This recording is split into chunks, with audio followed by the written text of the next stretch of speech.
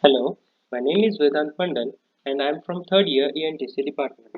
The topic for today's project is setting up a Bluetooth network.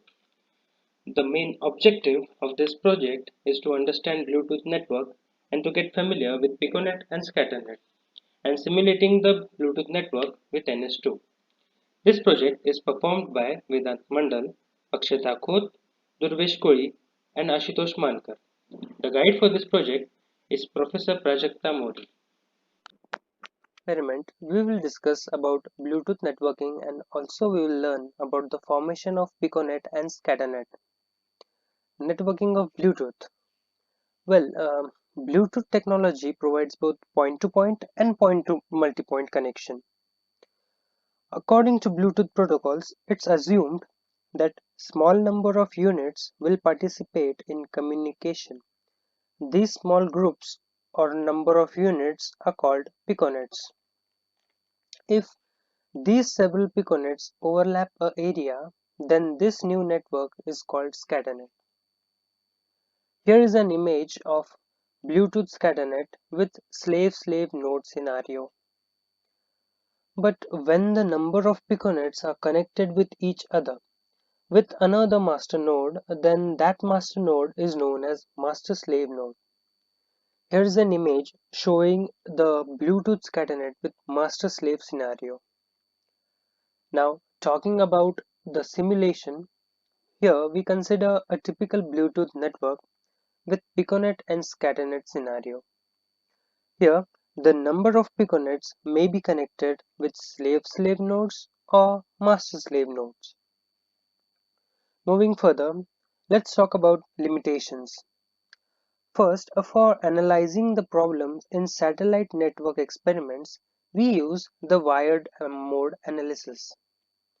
The output produced do not necessarily have accuracy for scientific publication.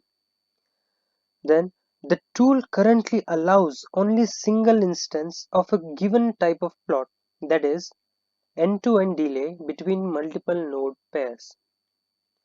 Moving ahead to the steps that we are going to execute. Here, first we need to run the simulation. Then we are going to count the number of master, slave-slave and master-slave nodes in Scatternet. Then we are going to obtain the values of piconet density and slave degree. Then we are going to run the simulation by varying the number of nodes in step of 6 from 8 nodes to 48 nodes. Then we are going to plot the values for different counts of nodes. Moving further, here is the code of the Bluetooth simulation. The following code simulates the formation of piconet and Scatternets considering a number of Bluetooth enabled nodes. Now, as we are going to execute this code, hence we are going to get an output. Talking about the output, for every node, that is 8 nodes, 16 nodes, 24 nodes, 32 nodes, 40 nodes and 48 nodes. For every such nodes, the first line shows the number of slaves in the Scatternet and the average degree of slaves. Here, average degree is the ratio of degree of slaves to total number of slaves. Then the second and third entries of the second line respectively indicates the number of master node and the average degree of masters. The first number in the third and the fourth line respectively denotes the number of slave-slave and master-slave nodes.